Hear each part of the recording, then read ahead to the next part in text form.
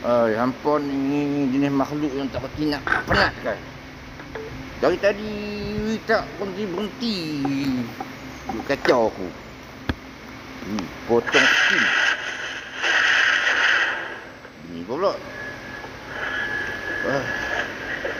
Potong steam betul lah. Aku nak beli baru nak konsentrik habis.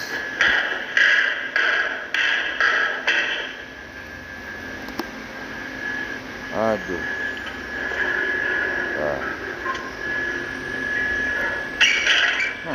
Pula. Macam lah sekolah ni.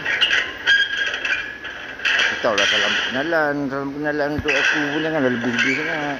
Tadi pun aku dah minta izin dah nak ambil tempat ni juga kat dewan yang mulia ni.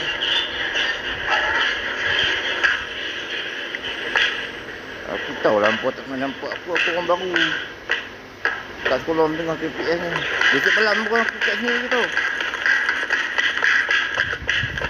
Kenapa dia berlari? Oh, macam mana ni? Ish. Potong steam lah. Aduh.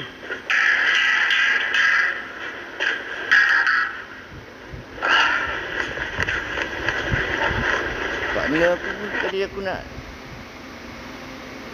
aku cakap aku nak pergi dewan ni. Dia tak ada cakap apa-apa ni. Dia gelak-gelak je. Rupanya gelak ada makna ni. Hilang.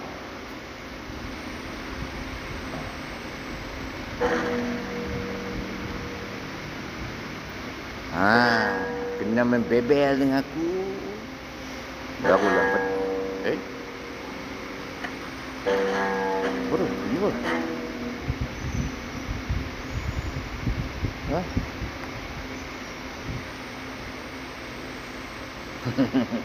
Okey ya. Kena membebel dengan aku. Okey, lapang lah sikit. Okey, nak minyak nak kembalikan idea-idea yang dah hilang tadi ni. Aduh, kacau aku ni. Esok malam pun aku kat sini je tau. Jangan nak kacau aku lah.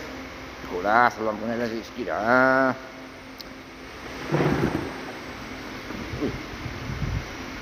Apa?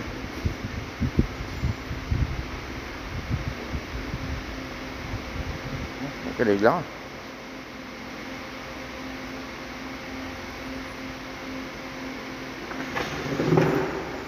Apa ni? Mungkin dekat lah kursi belakang ni.